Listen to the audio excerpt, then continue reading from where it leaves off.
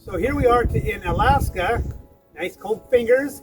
and I have with me John Naylor, and we've had the privilege of putting together kind of a modern timber frame for him, and he's agreed gracefully to put in a little 2 cents for ATF. When Bert went through, he took the design that we had originally had and added in his elements, and we worked on it for about a week and came up with what I think is actually just a really great plan that we proceeded to build, and then you can see in the background here. The ideas started to gel, and it's really dynamite.